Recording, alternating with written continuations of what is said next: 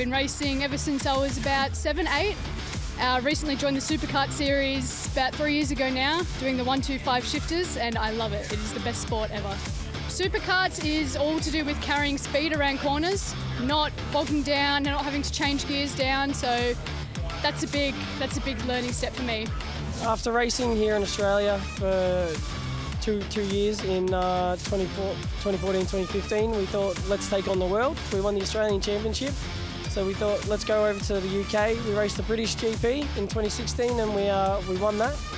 Did really well. We surprised ourselves and we thought, what's the next step? We went into 2017 and tried to do the European Championship and again surprised ourselves. We won that in the single cylinder category.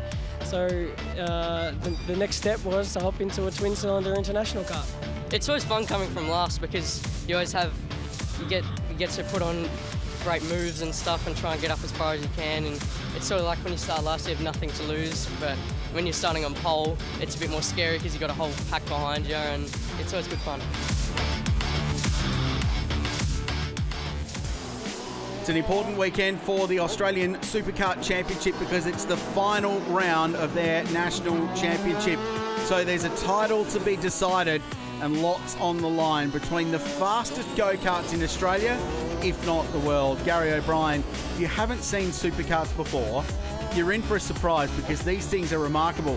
And at the front of the field, we have got the fastest guys in the country. Geordie Ford and Isla Harpus go from the front. Anton Stevens and Matt Bass from the second row of the grid. We're on board with one of the all-time greats in Gary Pecoraro.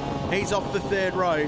These cars around here are as quick as a sports sedan. It's extraordinary. It is, and you're an inch or so off the ground, or 25 millimetres in the new language. And you see they start in two lots here, the 250 national and international at the front of the field. Then we've got the 125s and stock Hondas in behind them as they head down through turn one the first time. And I'm not joking with the lap times I was talking about. They're doing 129s at Sydney Motorsport Park. They keep up with the supercar around here.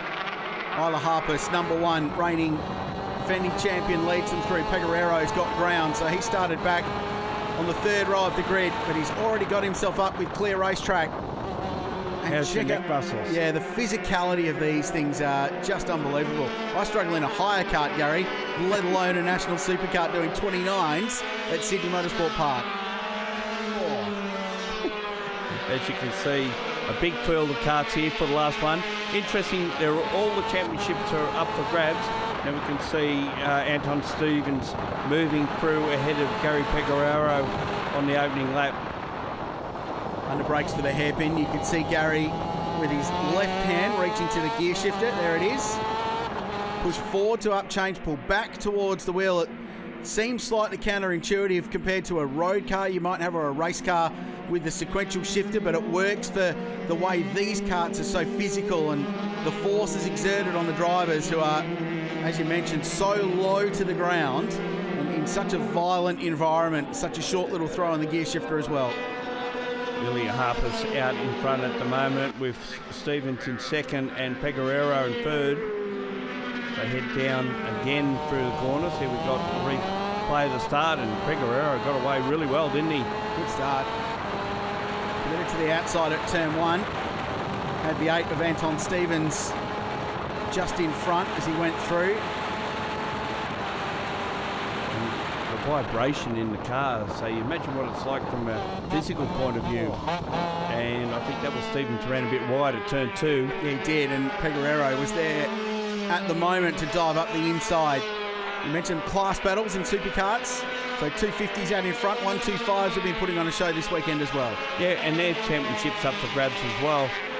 Nick Chambry, who has been the front runner, would have had 2 wins to his credit already, but had a water hose come up off on the last lap of race 2, so he's had to fight his way back through from towards the back of that grid. There's Jeff Reed, Sydney Sider in the 34, just making a nice pass around the back of Corporate Hill. Battles all the way throughout the field, massive field, more than 30 arrived this weekend and put on a great show. Paul Campbell, another one in contention for the 125 championship. And there you can see he's battling very hard with Aaron Cogger and actually gets the slipstream working and got time to even have a bit of adjust to the fuel mixture as they head across the start-finish line. Well, and that's just allowed. I don't know if there's a hesitation or a bit of side draft effect, because these do have an aero effect, but Cogger got a really good run alongside at the end of the front straight. It'll send it the long way around at turn 2. Opens the steering. What about a switchback manoeuvre? It's not quite on yet, and the 20 holds on, but this is a terrific battle. And how's the just leaning over with the wrong side of your body to tweak the air fuel mixture in the straight? So here's the move. So there was an aero toe, and then he's not even clear. He just has a casual look down. Oh, I need to sort that out. Tunes the cart up on the run into turn 1, which, by the way, is one of the fastest corners in Australian motor racing. And flat out in one of these vehicles as well.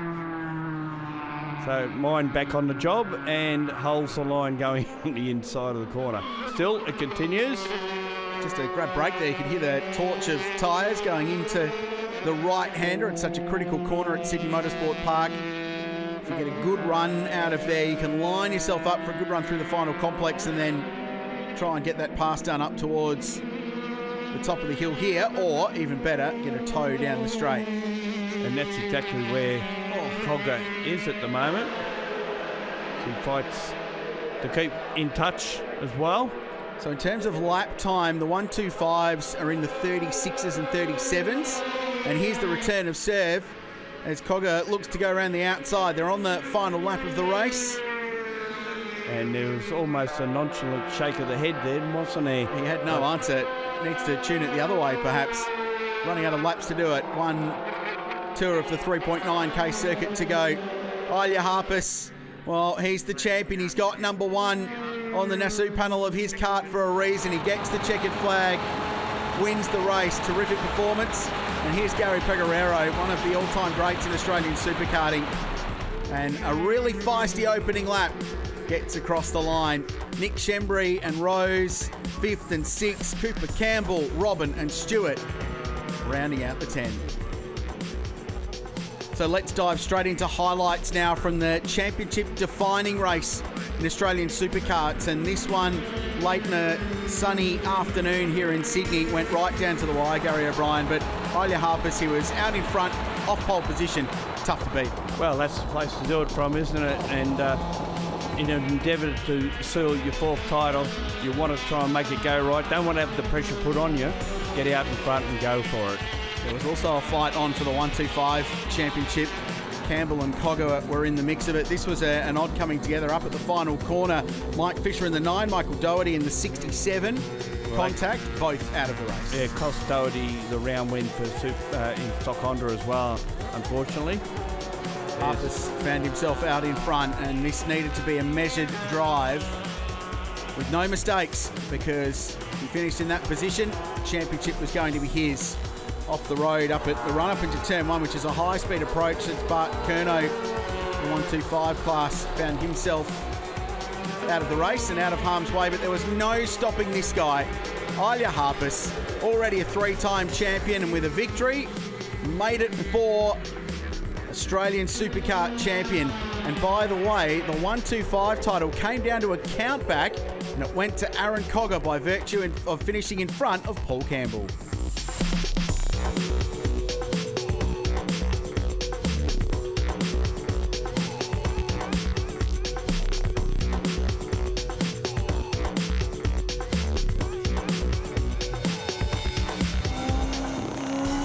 Sydney Motorsport Park has been the scene of some pretty cool races over the years, but for a sports car racing fan, it doesn't get much better than Group S. This is the heritage of sports car racing in this part of the world, and indeed internationally.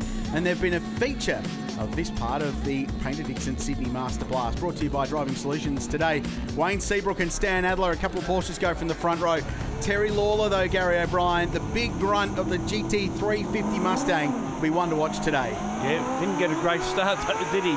And it's all Porsche up the front as we see him get on the way for this race. Well, it's the Mark Donoghue unfair advantage for the Porsches off the line in this category, because their rearward weight distribution, big fat rear tyres, and they don't have the same horsepower of the Shelby. But things are more equal when they run up the hill towards turn 2. Corvettes in this field, MGs a little bit further back, Mustangs and Porsches. If you think GT3 racing now, this is like the heritage version of that back in the day. The high-performance sports and supercars of the road of the era, tuned up to go racing. Yeah, up until the end of 1974, this category covers, and like Group N, it's divided into A, B and C, depending on what year model vehicle you're running with. Let's just take in and enjoy the onboard action Mr. Lawler's providing us here in the Shelby GT350. Likes the Frank Gardner school of steering, where you feed the wheel rather than the more traditional hanging on 10 to 2. You're hanging on for dear life in one of these things around this place. They're just awesome to watch though, and the competitive balance is quite good. Wayne Seabrook was on pole by a margin, but the racing since then has been terrific, and Stan Adler in particular, but Doug Barber as well, who's in that 911 car with the Martini livery, have been competitive and close, and they've been pushing this guy particularly hard in this stunning Porsche 911, 3-litre flat 6. Just about the peak era of Porsche 911 performance. Certainly the famous whale tail body shape. And as you can see, already starting to pull something of an advantage. Wayne Seabrook has raced most of the race tracks over the last couple of years. Likes to be part of his Australian tour of winning in Group S type racing. And feel just a minute for Simon Meyer in the MG Midget, who's racing in the top 10 in a field of cars with 15 times the kind of firepower. Here's a look back at the start. So not a great launch for Lawler. Barber's start though in the Porsche was excellent. Launched across to the inside, but was gobbled up by the Shelby Mustang on the run up into turn 2. Where's the Porsche? About to emerge inside the driver's door there, I think, at the GT350. Yeah, the Myers in their MG Midgets really punch above their weight in this category, and often taking it up to the Porsches and the Shelbys that are up in front of them. It's 1,300 cc's, the Midget. 1,300 cc's against the GT350 Mustang, which is 4,728, and he's using all of them there as Terry Lawler powers himself up to 3rd place and leaves Doug Barber standing still in a straight line. So it must be frustrating for the Myers. They'd be so good on a short track. They probably wish that this whole race was done on the Druitt circuit as well, because a little shorter lap would have brought them a little bit closer. But gee, they fight well. And the fact they're getting into the top 10 at all is a remarkable achievement. Shows how hard they're driving them. Yeah, and let's not forget Alfa Romeo, big name in Group S in sports cars, also ran in Group N with their 1750 GTV. But these cars, a little bit aside from that. There's Doug Selwood going around the outside at turn 1. This is Terry Lawler. Well, horsepower's a thing, and there's a fair bit of difference between these two. That's the easiest overtake that Terry will ever make. This car prepared by the Tillys as well, and Terry was actually going to sell it, and then decided he liked it so much he's going to keep it. And here's that battle we were talking about. It's the other of the Myers, Simon, in 131, putting some heat on a big Ford Mustang. Gobbles them up through the corners in that initial phase of getting out of the corner, and then it's goodbye Mustang. Straight line performance, so handy. But watch the braking under the stoppers down here into the right hand of this famous hairpin, which is one of the best overtaking opportunities at Sydney Motorsport Park. 53 is about to gobble him up as well. Speaking of gobbling up, I think that there you go, Meyer getting past there by one of the Porsches, and the Datsun coming into play as well. So that's Aaron Smith in the 280Z. Those Z cars were awesome. Front engine, rear wheel drive, really nicely balanced.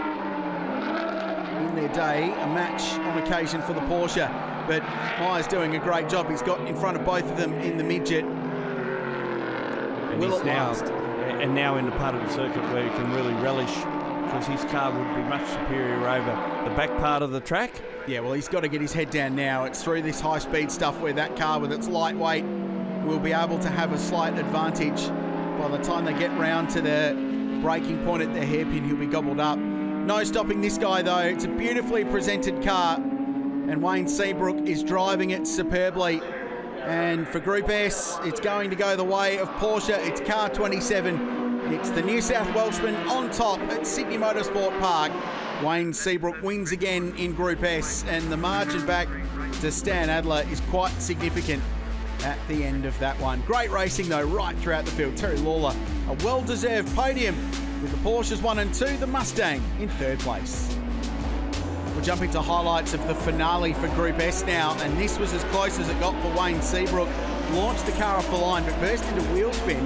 That was all the invitation that Stan Adler needed, Gary O'Brien. Yeah, he got to the lead, and even he had a little bit of a side movement as well, but good to see Stan get up in front. 9-11 performance is his business, so he knows Porsche's pretty well back to front. Bob Barber in third place in the 911. Now, car number 13 was going to be a star of the show. There was a terrific scrap all the way through. That's Aaron Smith. He's in the 69 Datsun, the 280Z, powering past Calvert Jones in the 40. But check out Damien Meyer in car number 13 in the thick of the action, and this lasted every single one of the 8 laps of this race. Made a move on Canine to start with, and then thought, well, maybe I can go around the outside, but ran out of room just there to effect the pass. This was a change of the lead. Seabrook down the inside at turn 1. It was pretty easy. There was no real fight from Stan Adler. Knows when he's onto a good thing, slotted into second place, and Seabrook put his head down and drove away. Meanwhile, this continued. The little midget trying to work his way past, couldn't quite get there in the end. And it was a terrific weekend. Wayne Seabrook got the victory. It was a dominating performance all weekend long. Porsches swept the podium in this final race for Group S. Thanks to Driving Solutions. We'll check the results. Kevin Luke just off the podium. Aaron Smith 5th. And look, the midget, it got into the top 10.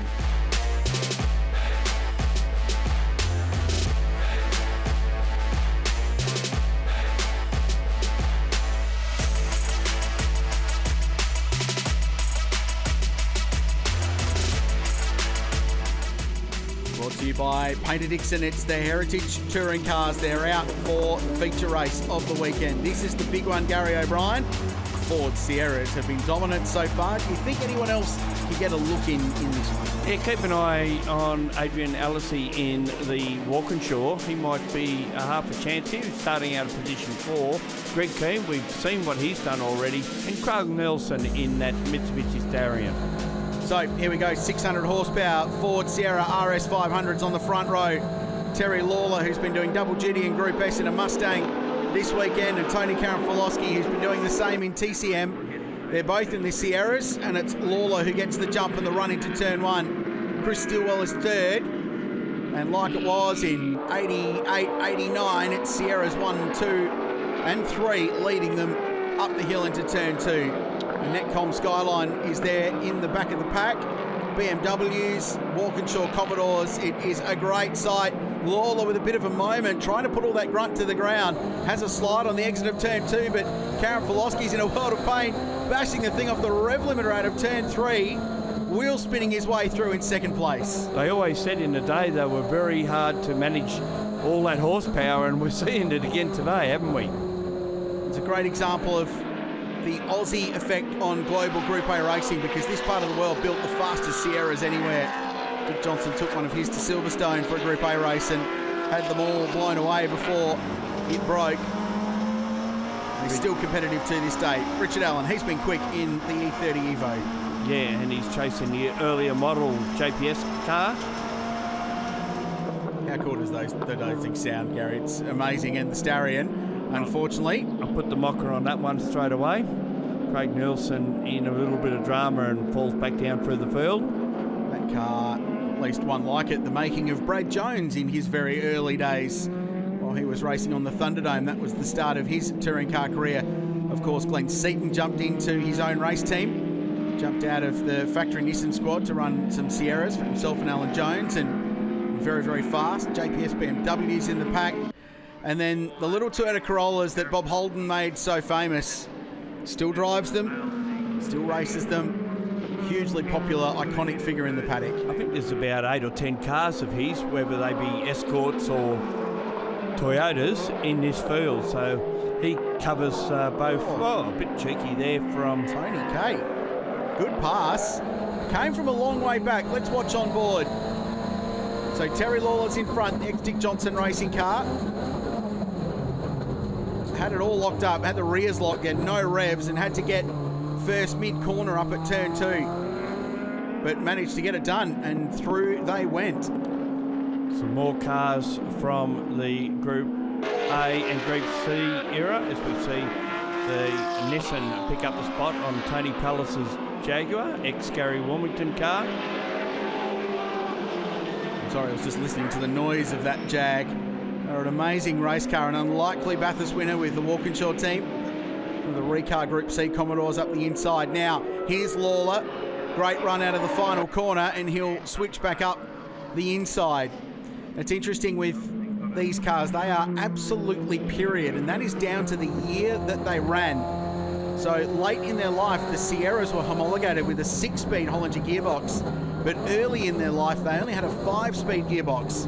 And Chris Stilwell was telling me that his car's homologated or certified as historic, but with the 5-speed gearbox. So he's giving away a little bit in performance by the fact he's only got 5 gears, and the later spec cars have got 6. It's just a little bit of extra horsepower. And even though it's historic racing, Gary, they're still fiercely competitive, these guys and girls, and just want to go fast. Motor racing drivers don't like getting beaten by anyone, do they? This is a great battle. Look at the escorts side by side, just a bit of a rolling roadblock. Marston Holmes Capri just in behind, and XG1 Tirana. Here's a replay of this passing move on Lawler on Karen Pulaski. The irony is that these cars are probably better presented now than they were back in the day because they've been so beautifully looked after and restored. And this was a bit of a sign for Sierras in the day as well. It really is period motor racing because smoke pouring from Tony Karanfilowski's car, and he's got issues. That's dropping oil onto the rear tyres because he got to mid-corner at turn 2 and the thing had no grip. And the dashboard looks like it's lit up like a Christmas tree. Warning lights everywhere. Yeah, normally turbos on these cars in the period, but I think this is a bit more terminal than that. This could be engine, although I wouldn't be driving it back if it was sounding like that. It may just have been a turbo that would explain the white smoke. So check it out. When he gets the car turned in here, it'll snap violently sideways. Had to get a lot of lock into it, and from that moment, his race was done. So Sean Spencer Rice and the team at Classic Speed Shop, we prepare this for Tony. We'll go back and have a look. It's been a stout weekend, though. He hasn't had this car for a huge amount of time, Gary, and they're such difficult animals to drive. He's getting better and better every time he gets behind the wheel. We've got Frank Bining in the ex-Army Reserve Falcon, a more tractable car to drive from the Group C period, and showing the way to a couple of Group A cars. It's Graham Crosby VK just in the back. That's a cool thing. First of the Commodores in the Group A era. What a weekend, though. Ex-Dick Johnson racing car. It's been a big year for 17 and Shell Fords, and it continues in Heritage Touring Cars. Terry Lawler gets the win at Sydney Motorsport Park.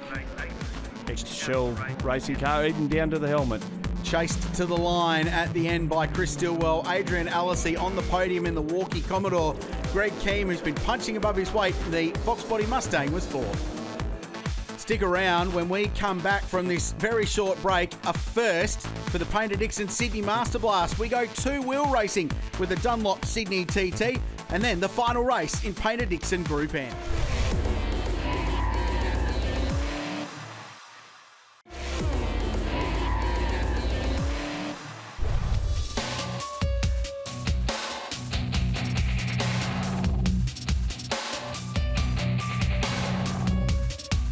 It's great to be with the cars.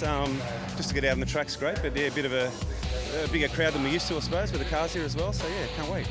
I've got a Ducati 1000, so there's 600s and 1000s together. So it should create some good racing with some of the faster guys on the smaller bikes, and yeah, you see the big bikes overtake them on the straights, but I think they'll get us on the corners. I think so. I think we are. We're ready to roll. The VC Performance ZX10 and Dunlop ZX10 is ready to go.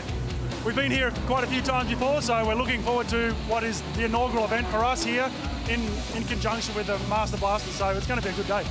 It's a 2017 ZX10 RR. It's one of only 17 in the country. We built it up after we had a big crash at the day before the 5 hour a few weeks ago. It's On the main straight, probably 295-ish, about that. I don't know. I don't have a speedo, so we don't look at it.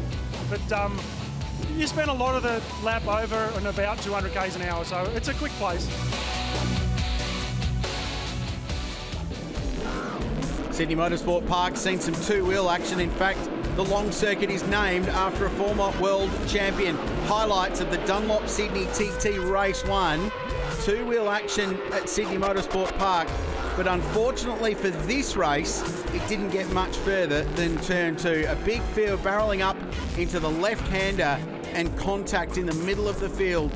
2 riders down, quite heavy impact, and that brought out the red flags. The decision made by race control to end the motor race and make sure that the track was clear so medical attention could be sought for those 2 riders. They were up and about afterwards, checked each other to make sure they were okay, checked and released from the medical centre here at Sydney Motorsport Park. So we move on to race 2, and Gary O'Brien, this is different. We're getting a Le Mans start. We don't see that often in Australia, do we?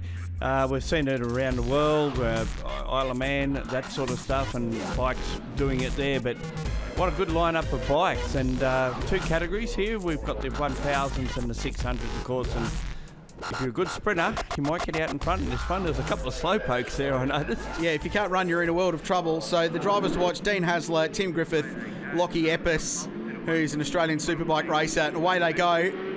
So this field could be slightly jumbled in the opening couple of laps. The Dunlop Sydney TT is away. It's the first time we've seen two-wheeled racing on Father's Day at Sydney Motorsport Park. It's a great addition to the Paynter Dixon Sydney Master Blast featuring the Australian Muscle Car Masters. Up to turn 2. It might just take a little bit of time for this field to sort itself out. Certainly a lot of toing and froing and passing, even in the run to the first corner. 3 wide through turn 3. Hard to judge sometimes when you're leaning into the corner like that. Everyone's sorting themselves out through turn 4 and then to Brock 05. That change of direction, which is difficult in a car, but there's an elevation change, rise and fall in the road. The driver's trying to go from a quite quick right-hander to a quick left. And now they stand the thing on the nose wheel and get them turned into turn 6. And then around the back of Corporate Hill. So good, clean opening lap. Everyone's still sorting themselves out. You get the feeling the way some of these guys are racing their way through the field, Gary. The Le Mans starts mix things up a little bit. Certainly has. Look at the number of bikes too that stand on the back wheel out of the corners. You lose your steering when that happens, so you've got to be very delicate at times on the throttle to make sure that you don't pile off onto the side of the track. So we'll complete the opening lap. The field's starting to assert itself now as we watch Michael Jeffrey on the 53 coming out of the final corner. Running just outside the top 10. So here's the start. So Dean Hasler is on the 217. He was the first in queue. He qualified on pole early in the weekend and did not get a great start and dropped back to 4th place. It looked like it might have been Epps and Griffith who got a bit of a jump there on our pole sitter at the start of this one. So the Fast Track V8 race replay showing that. I like the Le Mans start. It's easy on a bike though, isn't it, Gary? Because you don't have to strap yourself in, you don't have to close the door, no catch nets or anything. Just jump on and away you go. Yeah, just as long as you've got someone there holding the bike and ready for you to go. Change of position up the inside at turn 5. And you mentioned the wheel standing. That is very, very cool to watch. And then, of course, as you mentioned, they dive right down on the front brake at the braking markers. There's James Keane on number 219, Kawasaki ZX-10R. There's a host of the Kawasaki's in the field, but Dean Hasler in qualifying 1.3 seconds quicker than the field in his BMW S1000RR. Well, Keane, of course, was the fastest of the 600s in qualifying, so and the only one to make it inside the top 10. So just keep an eye on him. He might be well worth watching if he's got a good sprint to the start. So here's another look at that. This is turn 4, bike 18 is Timothy Griffith. He qualified second on 36.93. Here's the change of position at turn 5. So really difficult bit of road in any circumstance, let alone on 2 wheels. But it's been terrific to see the two-wheeled history of this venue Gary, reflected in this race meeting because this was the home of the Australian Motorcycle Grand Prix, the greats of the sport. Remember, Indeed. Mick Doohan and Alex Creville had a going to here in the 500cc era. Wayne Gardner, of course, raced here in the Gardner GP circuit, named after former Australian world champion on two wheels. Yeah, I actually went to that first couple of Grand Prix out here for the bikes. Terrific atmosphere, I would imagine. Very different from what I'm normally used to. Yeah, Timothy Rodley there in bike 17. That's a Honda CBR, 1000cc bike. So there are, like so many categories this weekend, races within a race. So 1000cc at the front, but James Keen's been the top of the 600s for most of the weekend on bike 219, the Kawasaki ZX6R. Big squiggle out of that top corner too. As they get the power down, you can see the bike just, the back wheel not getting all the traction they like, and they get that little squirmy thing going. And I know if I was sitting on it, I'd be feeling very comfortable, I can tell you. No, you'd be hanging on, as would I, but these guys and girls do it very, very nicely. It's a good squabble, this, just a couple of bike lengths in it, first to second. The run out of turn one. There's another of those really difficult changes of direction at Sydney Motorsport Park.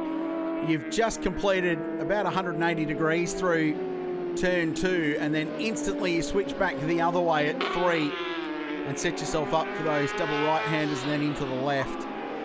So Timothy Griffith going along well. He's under a bit of pressure from Epis just behind. Correction, that's Epis out in front, who's got a commanding margin. This has been a very nice ride on bike 83. So it's been BMW on pole, but Kawasaki in the Dunlop TT will get the chocolates on Sunday at the Paynter Dixon Sydney Master Blast. What a terrific ride. Le Mans start helped, but it's been a comprehensive victory for Lachlan Epis in the Dunlop Sydney TT. Great ride, really impressive. Tight further down the field though, line of positions getting sorted out in that superbike scream across the line. It's a great show, and it's cool to have some two-wheel action here. So Epis, Hasler and Griffith, the top three, De Leon in fourth, and Pellegrin rounding out the top five.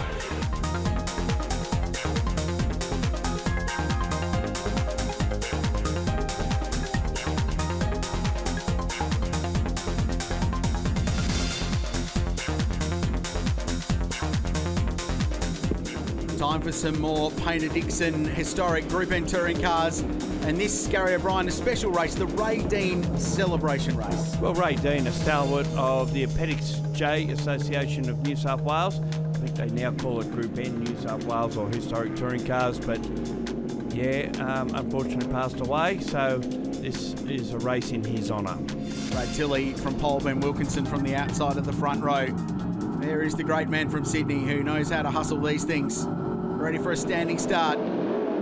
He's got the front row to himself, so it'll be clear sight lines down towards turn one. Away we go, big field. Group N still alive and well in Australia and possibly healthier than it's been for a long time.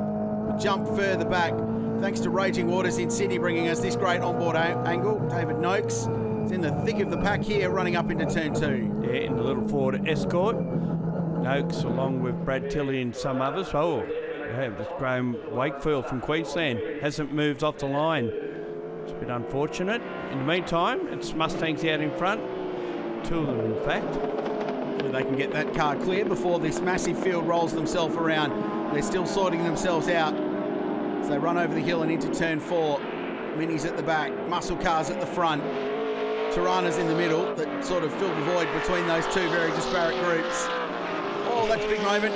Bruce Drummond in the Tirana, another Queensland car, being a bit of a wild moment there, and I think he had a wilder moment earlier because there's a few ripples down the side of that car. Jump on board again with David Noakes. Little Ford Escort, we've seen what they've done in the night time. What can you do in the daytime? Yeah, so yellow flag, so they brief yellow flag interruption to this race. And Brad Tilley loses that comfortable margin that he'd built on the opening lap, and will now find himself under a little bit of pressure as the field goes back to green. Down to turn one. Busy, this is three wide. Tirana down the inside of Escort and Mustang at one. It's a Falcon, and it's going to be the Tirana that gets through. Stummet and Leinster. And Leinster gets that spot back as they go under brakes into turn 2. Or does he? Oh, it's close. There's some lock brakes and some hairy moments and some holding of breath, and I think there might have been possibly some contact there. The little Escort got really checked up on the exit of turn 2. Bill Haddard in the Mazda RX-2, followed by a Mustang, and then we've got Wayne Rogerson in the second of the Mazdas, the little rotaries that have really come on gangbusters in NC racing in recent times. It's cool to see them in the field, a little bit of extra variety from back in the day. There's the Dog-Bone Escort, so named because of the shape of the front grille and headlights, and off the road. That's another one of those Mazdas just wide at turn 6. That was Haddard, who we spoke about. So he's not a drama, obviously just overshot in the braking area and unfortunately lost several places out of that. Yeah, it was a strange one. He was under pressure, just went straight on at 6. Didn't really look like he was going to get that car stopped and turned. Back on board with Noakes. Chasing down a Holden Tirana, the exit of turn 9 hairpin. Would lose a little bit in a straight line, but the cheeky little Escort is always better around the tighter parts of the track. Gee, it screams too, doesn't it? And there's a lock up from the Tirana. He's got it wrong on the entry there, and we'll use a lot of the escape road, and it brings Noakes right back into the thick of the action. Pete Paoli in the Chev Camaro has found some real competition on the eastern seaboard after some dominant performances in South Australia and his home state of Western Australia. He raced at Barbagallo in the supercar round over there and was really spectacular to watch at Barbagallo. 25 Tirana down the inside. He's been joined by Dale Perry though at the front in the number 172 Ford Mustang, so there's a good squabble on for the Miners in this. Noakes still at it. Looking down the inside now at 2. Gets under the Smith Tirana. Lotus Cortina just in front of him now. By rights, he would be about the same performance as that car, an NB car, the Cortina. Actually, it's painted like a Lotus Cortina. I think it's just a Cortina GT though. And he'll make the move on that one down to turn 4, or will he? Oh, that's a big, ambitious move. And the door was shut, and Noakes did not like it either. There was a very definite hand signal, and I don't think it was a friendly wave. I think he felt like the door was firmly shut, and now he'll try and get the move down into 6. And it's a bit busy here to be waving arms around because you had the door shut. Made the pass, 77 through. Let's have another look at the overtake. Not even a cheeky look, Gary. Yeah, not even a second glance. Good pass though, well judged. And now we're back live, and there's more great racing because he's jumped onto the back of the Tirana again. So as always in Paynter Dixon Group N, there's battling throughout the entire field. We're on the final lap. Brad Tilley, he's been the man to beat. Well, he always is the man to beat. This Sydney sider knows how to build a really fast race car. Chased all the way to the line by Adam Walton, but it's another win for Big Brad and car 28. And the Mustangs are 1 and 2 in Paynter Dixon Group N. Heritage Touring Cars putting on a show at the Paynter Dixon Sydney Master Blast. Good battle, Dale Parry across the line. Nicely done. Now there was a penalty post-race. Tilley dropped back to second. Walton given the win. Turn up for the books at the end. Don't go anywhere. There's still 3 big races to come. Production Touring Cars next, then Sports Sedans, and then the big finale for the Paynter Dixon Touring Car Masters coming your way from Sydney Motorsport Park right after this.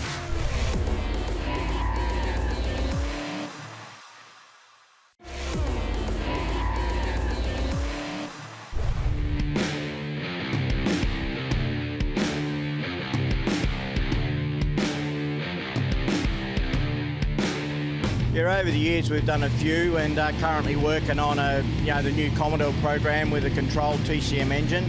Hopefully we can get Melinda Price into that car, and we're looking after Danny here behind us, and there's been a few others along the way. Well, what you do, you have to get the rule book and interpret the best way you can, and as things evolve for safety and performance, you sort of marry that into your next build. So what we've learned from JB's car, which is built, probably 6 years ago, it was in the planning, you learn a lot from that build, and then the rules evolve a little bit more, and all of a sudden we've got pretty good cars now.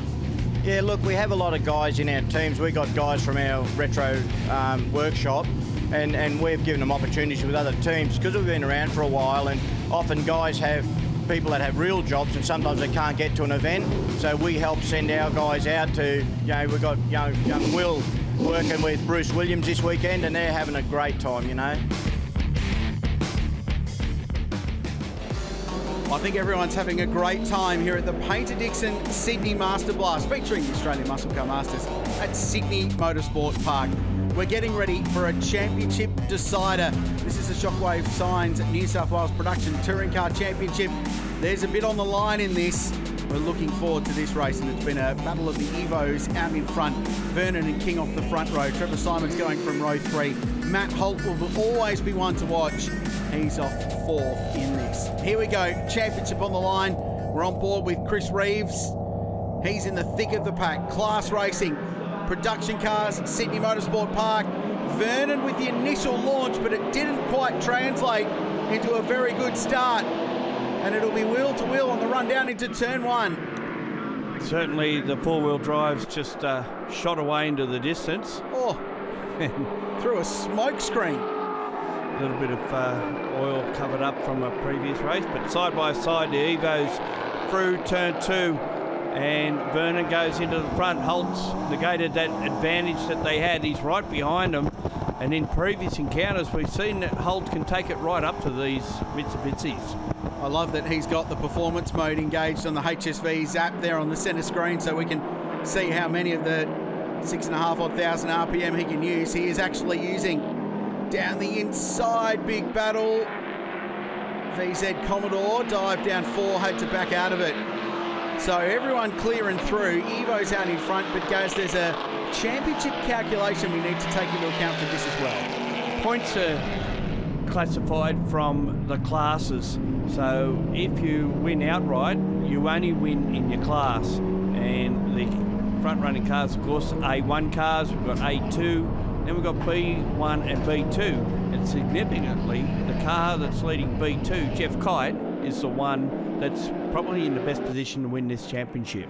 Great onboard pictures from Josh Muggleton, who's a hugely experienced racer. He's a bit of a guru in the online racing fraternity as well. He's driving the Volkswagen Golf GTI. So Evo, then a couple of HSVs. Then we go back to the first of the BMWs that are such a staple in production touring car racing anywhere in Australia, be it at Mount Panorama National Championship or here in New South Wales. And here's Chris Reeves in the VW Sirocco, new car to production racing in recent times. Here's the start. Let's go back, thanks to Fast Track V8 Race. Matt Holt getting off the line in the HSV Club Sport, running out of A2. And just driving through the smoke screen cloud of dust through turn 1 from an earlier incident. And now it clears up, not helped by the fact that they're diving into the due west as they head into 1. So they're driving into the setting sun this beautiful Sunday afternoon out here in Sydney's west. It's a terrific day for motor racing. Trevor Simons, Jack Usenhausen in their different model HSVs. Usenhausen pulls out to try and go around Simons as they go up towards the top of the track, and he's made that move stick. What a great colour scheme on that car, the gold and blue. And the blue changes colours with the different lighting as well. All in the 77, this team's been up and about for some time. Had a couple of Bathurst campaigns and those BMW 1Ms winners both at a national endurance race and state level in production car racing. This is a good scrap. You mentioned the different spec of HSVs. VZ Club Sport in behind, VF GDS leading the way through. And seemingly having a measure of the Muller BMW at the moment, although it does come back to him a little bit under brakes. The earlier model Evo in behind him as Simon gets a better run initially out of turn 2. They run side by side through 3. With Usenhausen on the inside of the track, and now Muller might take advantage of this as well. It's still side by side. Just it removed some paint, I reckon, from Usterheisen's car as they went through turn 2. They were banging doors. Terrific stuff, and now Young Tommy Miller will go around the outside in 77, and then Evo 6 is in the fight as well. It's cool to see some of the older production cars still in the thick. So this is the move. Simons dives down the inside. You get this at turn 2 because it's a multi-apex corner. A couple of different scenarios of racing line, and they came out of it at just about the same bit of racetrack. Yeah, and I think what you said is correct. It might have been a slight bit of a brush of doors there as they headed up over the hill. Don't mind it. Good racing. There's Corrine Virag, that's Tony's daughter, running in B2 as well. And then we've got the battle of Class D between the Toyota 86s. And that's been on for quite a few meetings with the likes of Harrison Gray and Zach Lapalco and Eden Thornborough, the three main contenders that have been dicing it out throughout the season. Zach Lapalco in 212, just leading that little battle pack at the moment. I wonder if Toyota ever thought their car would be so good at motor racing when they introduced the 86. Well, Jimmy Vernon's had a terrific weekend. From a championship point of view, it looks like if they finish the way they are, Matt Holt's going to miss out, and Jeff Kite will be the the New South Wales production car champion, but Jimmy Vernon will get the big prize on race day in this beautifully turned out Evo. Shockwave signs on the side, and here's Matt Holt. And driving it very, very hard. Never going to die wondering at the end of this, is he? Bit of drifting going on there by the look of it as he brings it out down the straight for the final time. Great racing. Shockwave signs, New South Wales production cars. Checkered flag out. Jimmy Vernon gets the win. It's an Evo 1-2. Great results racing throughout the field. Matty Holt third, Osterhuizen fourth, and Muller. Great drive in the little BMW, rounding out the top 5. And now time to celebrate a champion. There's Jeff Kite, expat from the UK, moved to Australia to go motor racing. He wins the Production Touring Cars Championship. Congratulations, Jeff. A great result. 616 points at the top for him. Matt Holt just misses out. Michael King third in the Evo. Eden Thornborough in fourth. And Harrison Gray completes the top 5. What a great championship. Time for the big bangers. It's the DEA Performance Australian Sports Sedans. They're on the racetrack. It's a round of the national tour. All the big names are here. Brought to you by Shannon's Insurance. And this should be a cracking race, Gary O'Brien, with Tony Ricciardello just continuing along his merry way. Well, he just needs to keep it consistent at this stage, but you never know because young Jordan Caruso, he's out to make a name for himself, and what a better way to do it than in this vehicle.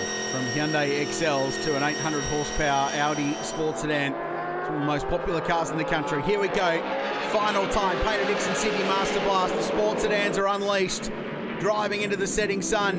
And the Audi will sweep around the outside at 1. He's going to be very, very wide, Jordan Caruso. But he gets the thing turned and through the corner. And now Tony Ricciardello has the job to do. Yes, he'll also look out for Steve Tomasi in behind him as well. Won't want to let him through because he'll need to get back to lead as soon as he can. This car runs such a narrow power band. It's stacked gear ratios. Oh, he's just missed one of them there, Ricciardello. The change from third to fourth over the hill. Wouldn't surprise me if the car broke into wheel spin and just bumped the car out of gear. A little bit of contact. I think they're clear though. Because Tony still uses the H pattern. Everyone, or most everyone else in the field, has sequential gear changes. Just the drop in revs, second to third, third to fourth, is so tiny in this car. Loves operating quite high up in the rev range. And that's the fourth to second shift that you can do with a H pattern gearbox, under brakes into turn 9. Gets a big punch out of the corner though, doesn't he? Massive punch out of the corner. That short gearing might be working a treat. And Tony looks up the inside. Caruso shuts the door. But the battle is well and truly on. And how many times have we seen these two cars go wheel to wheel at the pointy end of a sports sedan grid? Yeah, look, they're very close coming down the straight. And now they're side by side. And as you mentioned, we've seen this quite a few times over the past few years. And the Audi seems to hang on.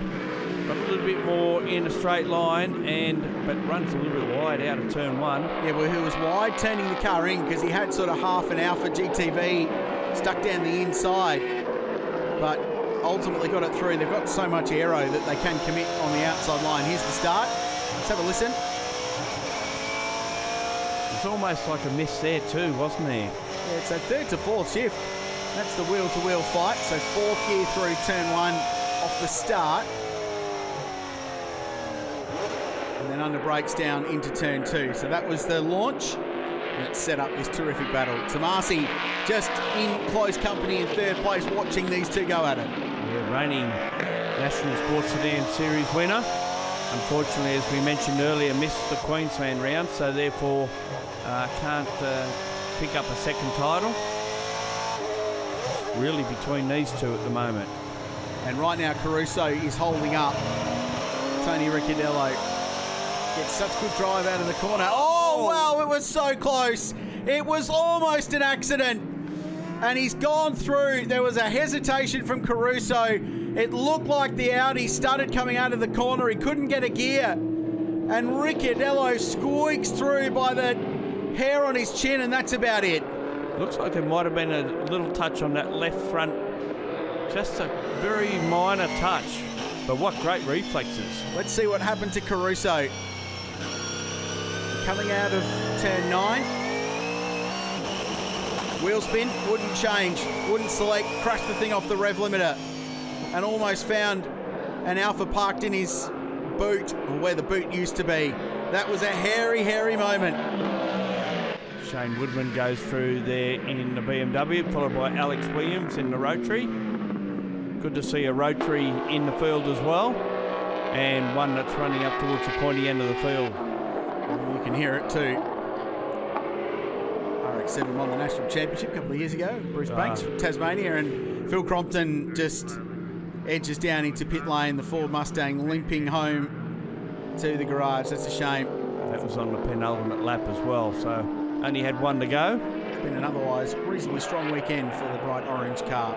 So this one winding down, Tony Ricciardello lucky to get away with no damage to the famous Alpha, and his search for an 11th championship will go down to the final round.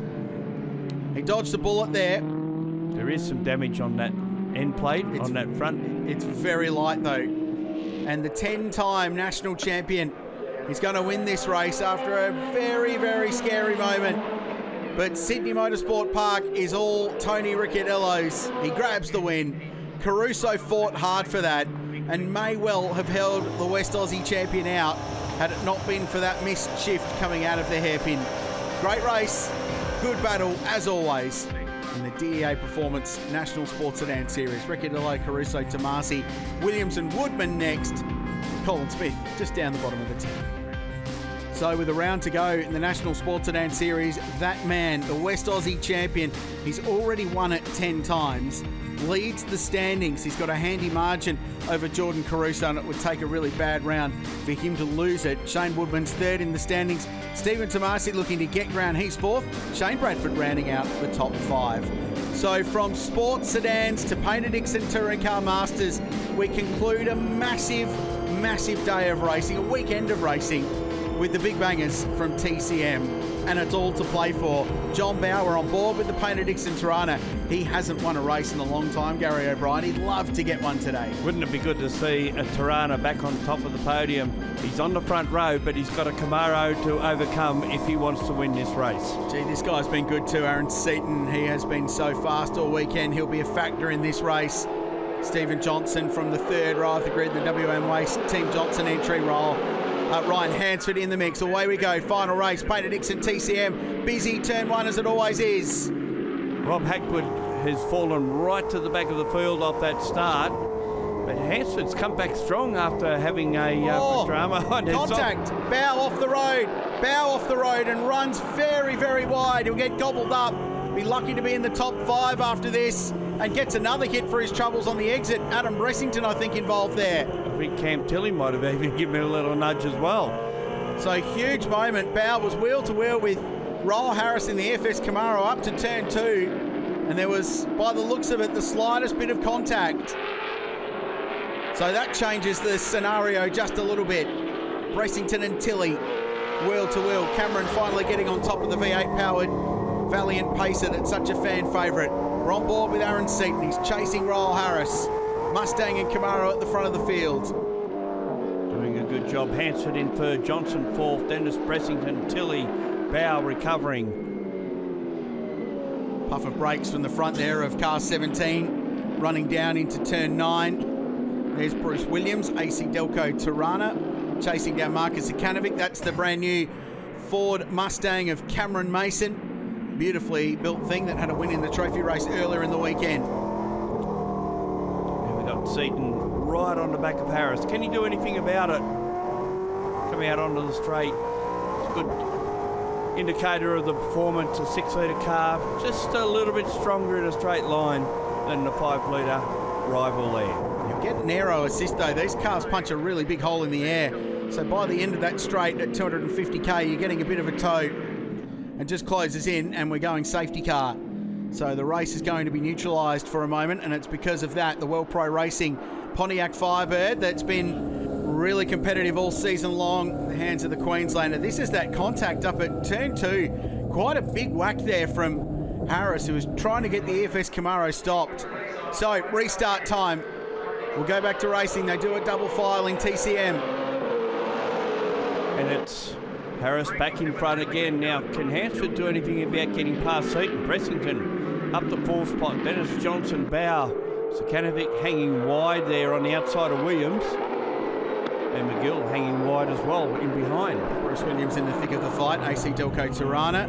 Let's jump on board with John Bow. This safety car's worked for him because it's dragged him back closer to the leaders and looking to pull a move on his old mate, teammate, family friend, whatever you want to call it, Stephen Johnson. At the moment anyway. Well, it's arch rival right now. They're both in calculations for the championship as well. Aaron McGill, Ranger Ford, looks down the inside of Tony Karanfilowski. Good pass. Harris wide on the exit. They've been pretty lenient with the use of that exit curb at turn 5 this weekend, so there'll be no dramas with that. Ryan Hansford's jumped up into 3rd place in the multi-spares Tirana from Peters Motorsport. Jim Policina going down the inside of Tony Karanfilowski there as well. Yeah, didn't quite get that move done though. Jim having a terrific season, running towards the top 5 of the championship all year long. This is Canet's right up. Bressington's a little bit wide on the exit of their hairpin, but there's nothing in it between the leading 3 cars. 3 different types of cars as well. Camaro, Mustang, Tirana 1, 2 and 3. It's been so even all season long. They've been working hard on the handling balance of the EFS Camaro and really chasing it. And they're not quite there yet, but they're making big grounds. And Woody, who runs Fat Ass Competition, pretty happy with how Ryle's driving the car. Here's Aaron Seaton. He got a great run out of the final corner. Bit of an aero assist, and he's going to get the lead here at turn 1. This is big. Oh. He does it. Gets it through. Great racing. Really good stuff. And now Harris will try and fire one back as they run up to turn 2. But Seaton asserts himself in front, and now car 30 leads the way. This is cool.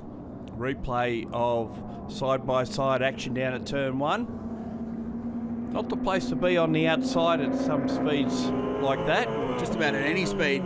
But Ryle did a very nice job until that V8 Ute racing experience. Those cars didn't have a lot of traction and grip either. Bow on Johnson. It's cool to even be able to say that. And the Paynter Dixon Tirana will slice down the inside at turn 6 and grab a spot away. And now Adam Bracington in the VDC car, and a thumbs up to Stevie J, who's got championship points on his mind. Yeah, he didn't fight as hard as perhaps he could have, and I think JB appreciates that. Another great battle going on behind there. Zekanovic, Tilley, then the 2 Tiranas, Williams and Policina follow them through as well. So fighting going on all over the place here. Yeah, as is par for the course in Paynter Dixon Touring Car Masters. Bressington feeling the heat from John Bow.